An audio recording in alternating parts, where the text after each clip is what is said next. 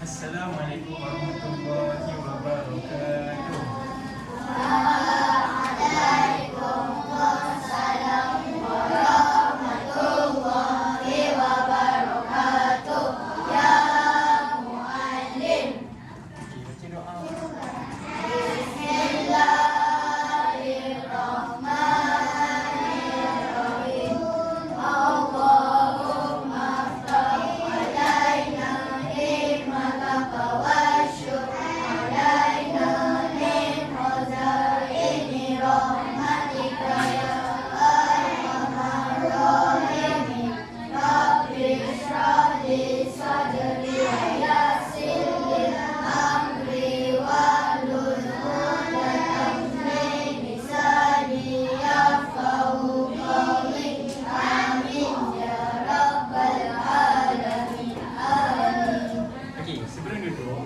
Saya nak minta sebelum ni dalam akhlak kita ada belajar sifat baik dan sifat buruk.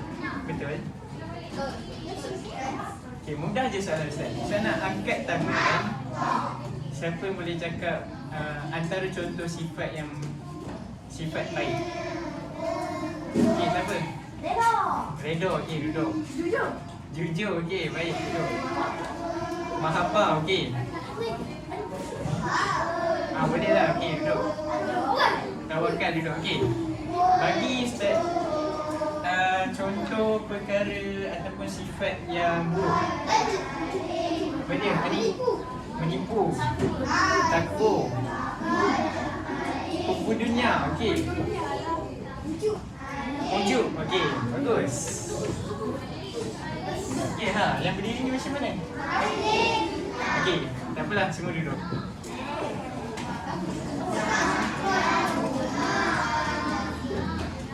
Okey, dekat depan ni. Nampak tak apa benda ni? Telur. Ya, betul, telur. Tak apalah, biar je. Okey, nampak tak? Dekat depan ni, saya nak minta 5 orang datang ke depan. Korang pecahkan telur ni. Cepat, 3 orang lelaki. Okey, cepat. Jangan sentuh, okey? Cepat, pecahkan telur.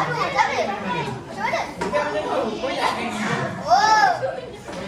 Aku ambil jom. Jangan, sikit je. Rasa macam ada benda tak kena dia mesti kena soalan. Alamak. Okey, kita kotak duduk. Duduk.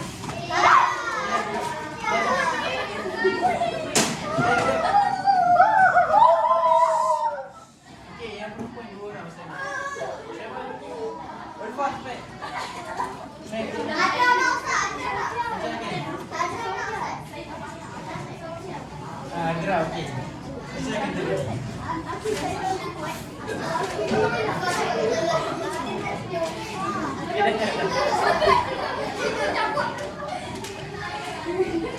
Jangan main-main.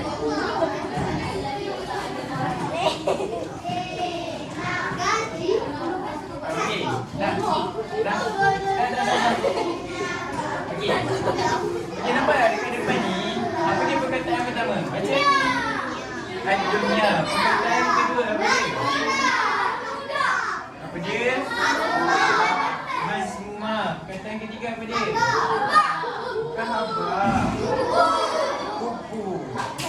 Okey, perkataan keempat apa dia? Keji. Perkataan kelima apa dia? Sifat. Okey, nampak tak? Saya nak minta seorang lagi datang ke depan. Yang belum. Okey, Fikri. Tapi saya nak minta tolong susun jadikan satu tajuk. Macam mana? Siapa? Fatah dah. Saya pada. Okey, Asyad. Bangun.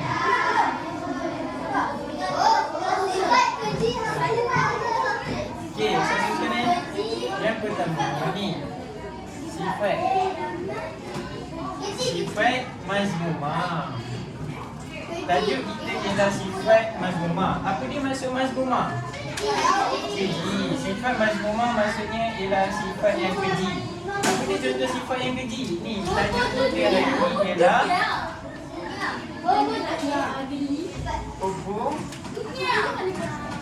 yang nampak? Sifat mazmumah ataupun sifat yang keji, tajuknya ialah hubbud dunya. Sekarang buka buku teks, tajuk sifat keji, hubbud dunya. Muka surat apa? Muka surat dalam buku teks muka surat 41. Tapi kalau berapa? Pada muka surat berapa? 115. Okey. Okey. Sifat mazmumah, sifat yang keji. Hubbud dunya. Nampak tak gambar dekat dalam buku ni versi 41? Gambar dia ialah seorang lelaki. Dia duduk macam orang yang kaya lah, dengan gambar bangunan yang mewah. Adakah maksud dekat sini ialah kekayaan ni benda yang buruk? Macam tu ke maksudnya? Kan? Kekayaan ni dia boleh jadi buruk kalau kita tengok ni. Maksud hubbud dunya. Muka surat 42. Pengertian hubbud dunya. Hubbud dunya ialah kasihkan dunia secara melampau sehingga melupakan kesenangan di akhirat. Jadi kalau kekayaan tu yang melampau, dia terlalu mengejarkan kekayaan, kemewahan ataupun harta yang melampau. Faham maksud melampau kan? Dia melebih-lebih nak kejar benda tu sampai kan dia lupa tentang akhirat. Apa dia perkara yang menuju ke perkara akhirat ni? Apa dia? Solat. Lagi? Mengaji, baca Al-Quran. Okey, lagi? Berzikir. Lagi? Apa? Istighfar. Okey, istighfar. Apa benda perkara yang dapat pahala? Selawat. Okey, contoh lagi. Rukun Islam yang kedua. Rukun Islam yang ketiga. Apa dia? Puasa. Lagi? Rukun Islam zakat. Menunaikan haji. Semua tu rukun Islam tu lah. Semua rukun Islam tu, semua tu perkara yang menuju ke akhirat. Jadi hubbud dunya ni ialah dia mengejar kekayaan, kejar kemewahan dunia yang ada dekat dunia ni sampai kan dia lupakan tentang akhirat. Okey, kita tengok muka surat 43.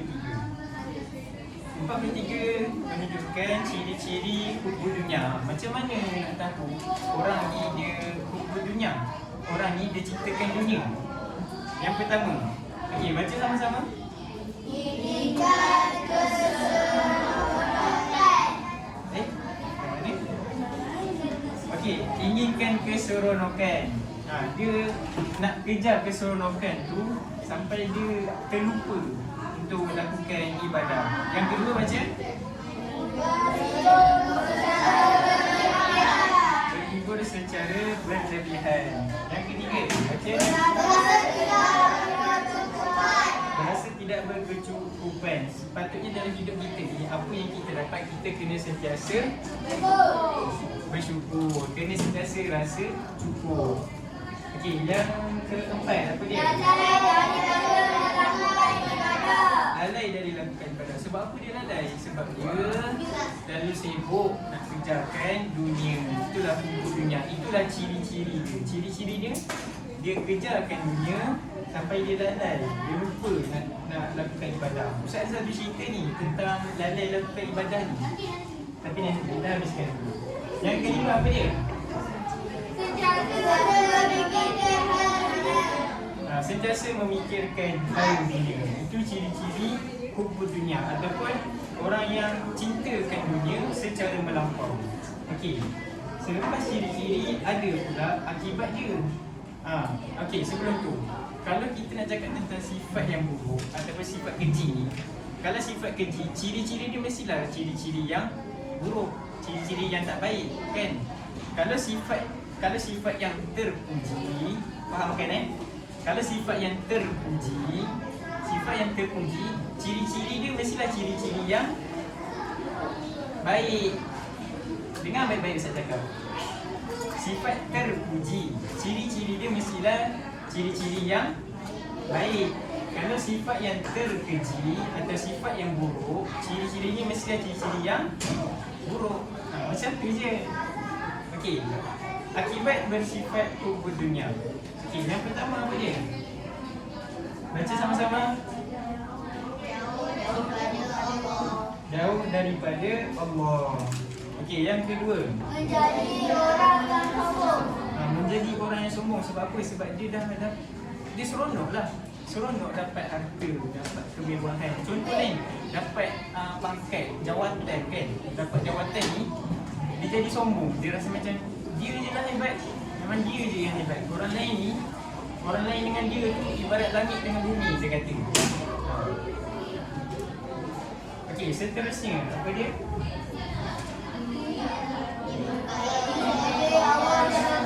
Dimurkai oleh Allah dan Rasul. Maksudnya Allah murka ataupun Allah benci. Dan juga Rasulullah benci orang yang hubbud dunia, cintakan dunia secara berlebihan. Ada lagi yang keempat? Menjadikan seorang bersifat Jadikan seorang itu sifat tamak. Tamak ni maksudnya dia nak semua benda dia nak. Ya? Semua benda dia nak. Bila dia dah ada jawatan, dia nakkan harta, dia nakkan lagi jawatan lagi tinggi. Tapi bukan maksudnya nakkan jawatan tu salah. Boleh. Tapi jangan nakkan jawatan tu sampai lupakan akhirat. Terlalu kejarkan dunia, pangkat sampai lupa. Sepatutnya hidup kita ni mestilah kena beribadah, solat, puasa, zakat, haji, semua tu mesti kena buat. Okey, seterusnya cara menjauhi hubbud dunia. Okey, baca yang pertama. Menghadiri majlis ilmu. Majlis ilmu ni apa maksud majlis ilmu? Tempat ilmu di mana? Tempat ilmu. Ceramah, khutbah ke, tazkirah ke, kan? Kuliah, kan? Kalau kadang-kadang dekat surau, dekat masjid ada kan dia buat ceramah, datang majlis ilmu tu. Okey, seterusnya yang kedua apa dia? Sentiasa meningkatkan keimanan. Yang ketiga, mendidik diri bersifat sihat. mendidik diri bersifat zuhud. Zuhud kita tak belajar lagi. Zuhud tu apa dia? Zuhud ni kan, zuhud ni dia buanglah perkara dunia ni. Dia tak terlalu nak kejarkan dunia. Dia tak kejarkan kemewahan ni. Maksudnya dia tak fikir apa yang orang pandang dia tak kisah pun. Contoh dia ada duit tau. Dia ada duit. Dia ada duit, orang ni dia ada duit, tapi dia tak fikir pun dia nak pakai kereta hebat, kereta besar. Dia pakai kereta kancil, tak pun naik motor je kan. Dia tak fikir pun orang nak cakap apa. Macam tu lah, lebih kurang. Okey, seterusnya yang keempat. Baca.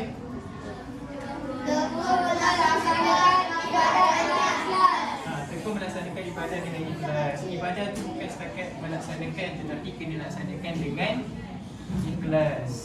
Sebab kalau bila dah ada sifat yang buruk ni, dengan ni, sifat yang buruk ni, bila ada sifat yang buruk dalam diri ni, kadang-kadang ibadah pun kita nak asal lepas. Tak boleh macam tu. Jadi bila ada rasa macam tu, kena buang dengan melakukan ibadah. Semua ibadah kita buat ni mesti kena buat dengan ikhlas. Okey, seterusnya yang kelima, baca. Melatih diri dengan amalan infak fi sabilillah. Melatih diri dengan amalan infak fi sabilillah. Infak apa dia? Infak tu maksudnya kita bersedekah ataupun memberi kepada orang. Okey, Ustaz cerita. Ceritanya mungkin ada yang pernah dengar. Tahu? Kalau ada yang pernah dengar, buat macam tak pernah dengar tahu. Hari ni ceritanya tentang stokin guru. Pernah dengar ke? Pernah. Okey, hari tu version lain. Hari ni Ustaz ubah version.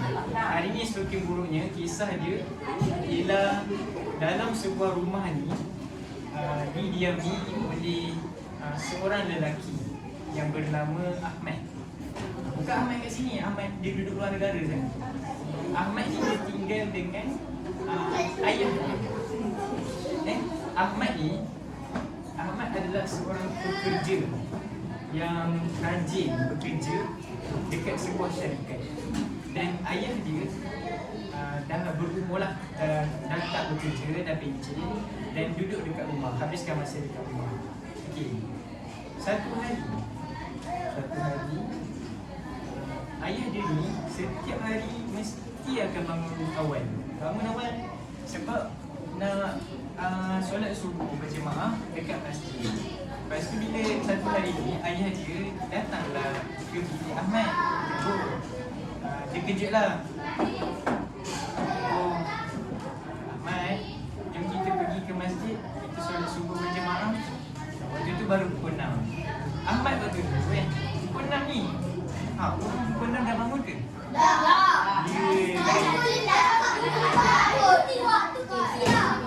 Okey, tak apa dah. Ini Ahmad, pukul 6. Ahmad ni dah bangun dah. Dia tengah bekerja. Lepas tu apa Ahmad ni cakap dekat ayah dia? Ahmad ni kata, sekejap ayah, sebab kerja ni Ahmad kena siapkan sekarang, bos minta sekarang. Ayah dia pun dalam keadaan kecewa, pergilah terus ke masjid solat subuh berjemaah.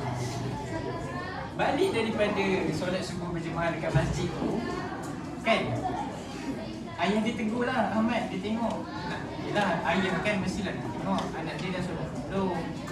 Dia tengok waktu tu dah pukul 7 dah, 7 pagi. Tanya, Ahmad, kamu dah solat ke? Belum Ahmad? Lepas tu Ahmad ni kata, belum lagi ayah, sikit lagi.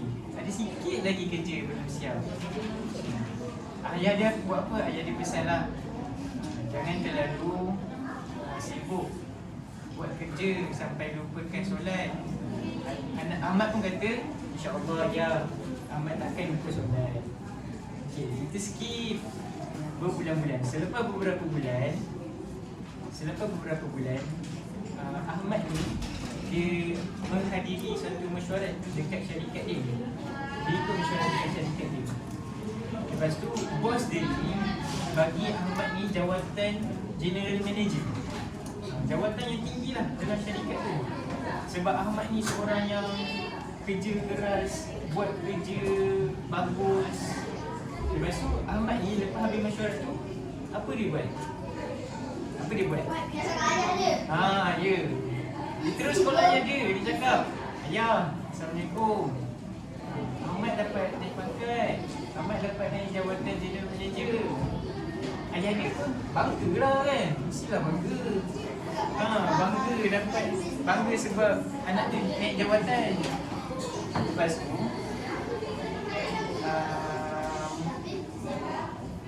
ayah dia pesan, kamu dah naik pangkat ni, gaji makin besar, kamu dah bayar ke zakat harta, zakat pendapatan dah bayar ke? Ahmad pun cakap, nantilah ayah, awal lagi, nanti Ahmad fikirlah pasal tu.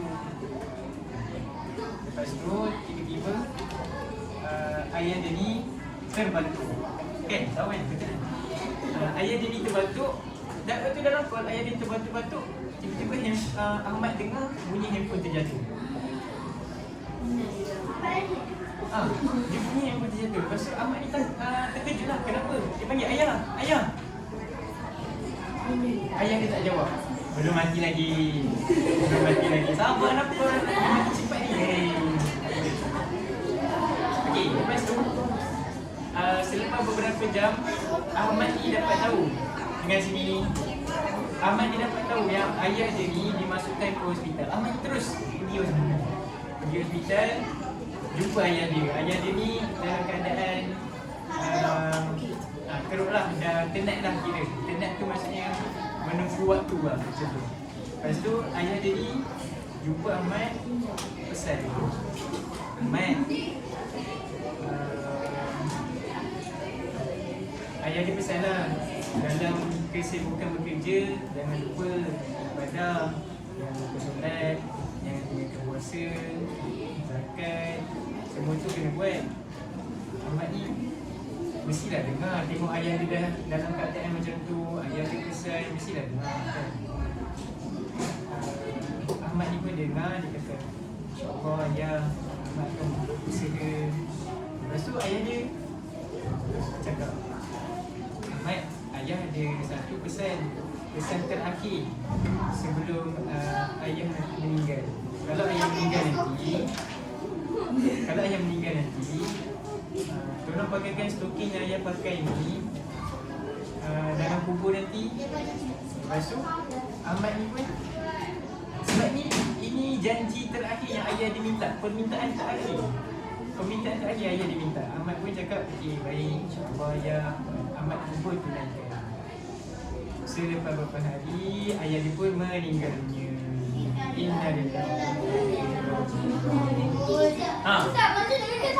Okey.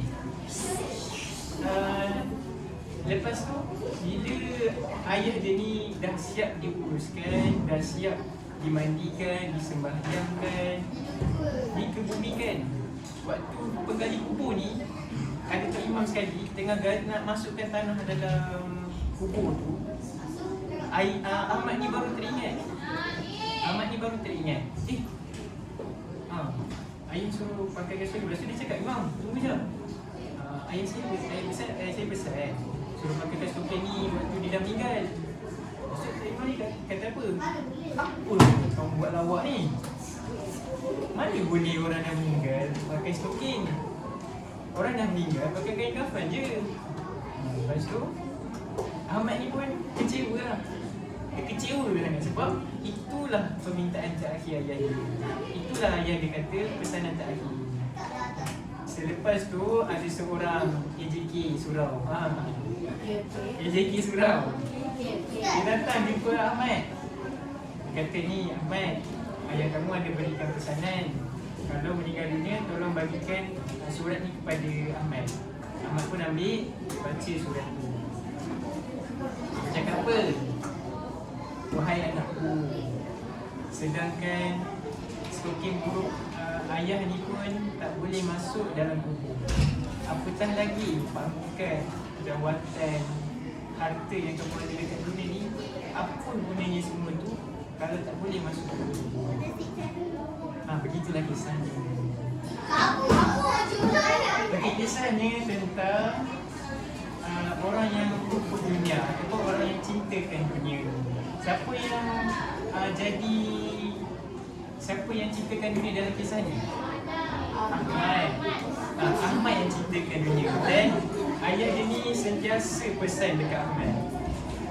Okey, jadi sifat lupa dunia ni ataupun sifat cintakan dunia ni, janganlah, jauhilah sifat tu. Walaupun kita tak tahu boleh jadi, usaha untuk elakkan sifat tu. Elakkan rasa sombong, elakkan rasa diri kita ni terlalu hebat nak banding dengan orang lain. Bila ada jawatan,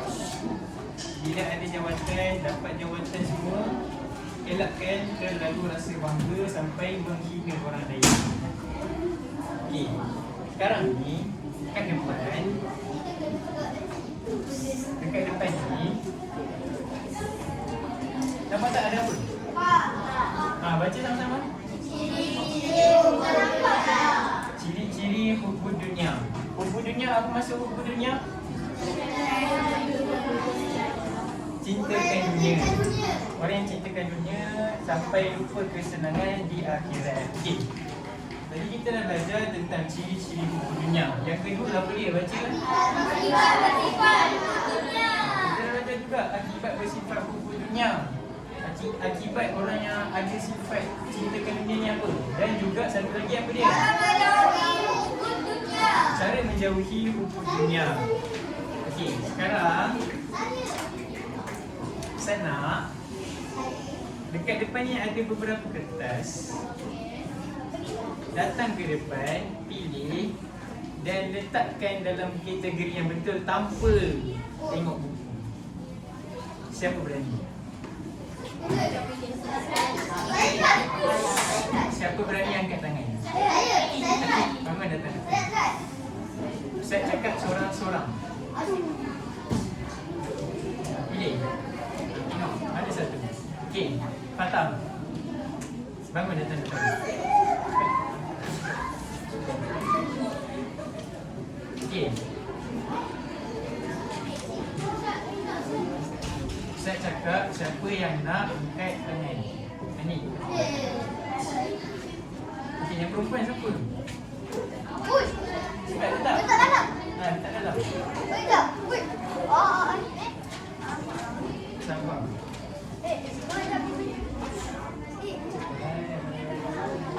Tak terus ha. Lalai daripada melakukan ibadah. Okey, seterusnya. Saya nak perempuan dulu. Saya nak Nuha, bangun. Angkat tangan Ustaz pilih yang semua tak angkat tangan ni. Okey, Adra. Bangun. Cepat. Pilih satu, masukkan dalam.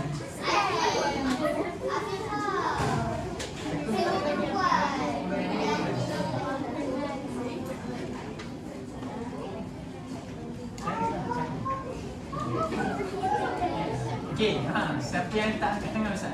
Saya. Okey, Sofia. Dah sampai, bangun. Cepat. Cepat. Okey, seterusnya Ustaz pilih lah Kalau semua tak angkat tangan, Ustaz pilih. Ustaz dah suruh bersuara. Syaimah bangun. Aidi bangun. Yang pandang-pandang tepi yang tu Ustaz pilih nanti. Dah jawab? Okey. Afifah, bangun.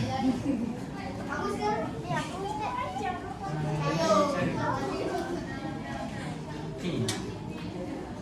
Siapa yang belum lagi? Arsyad. Bangun. Bangun. Fikri bangun. Ini cara nak kibat itu ciri-ciri. Okey, baca. Tengok. Okey, satu lagi, seorang lagi. Madiha. Cara mengatasi. Ini kibat itu ciri-ciri.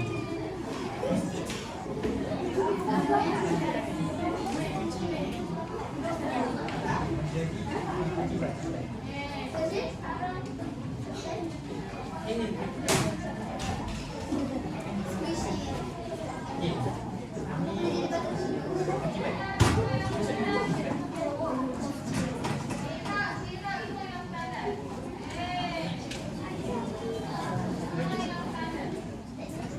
Okey, tak apa.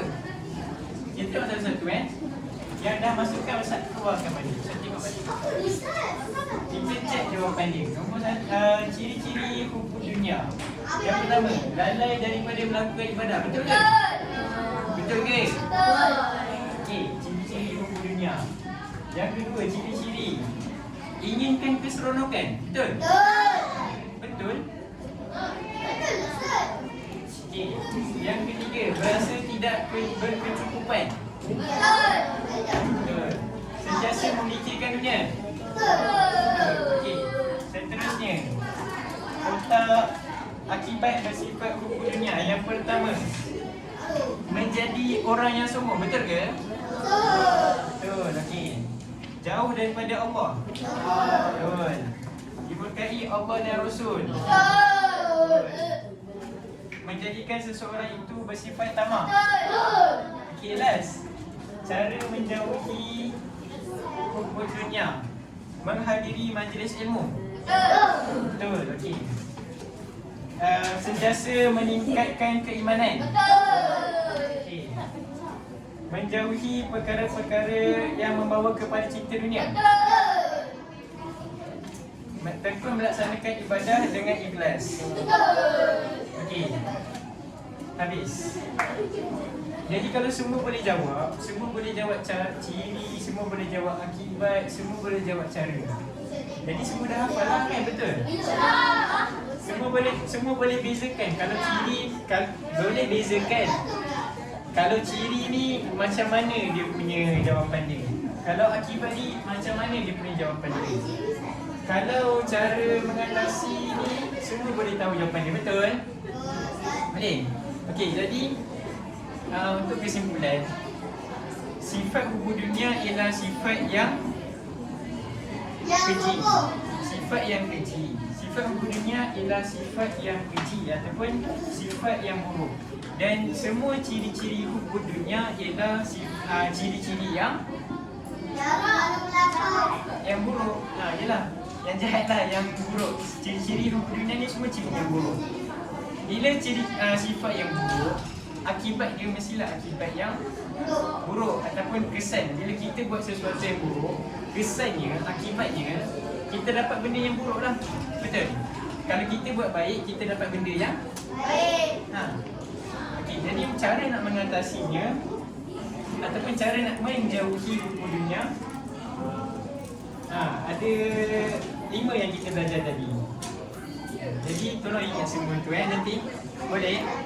Boleh ingat semua tu? InsyaAllah. Okey, itu saja untuk kita hari ini. Syukran.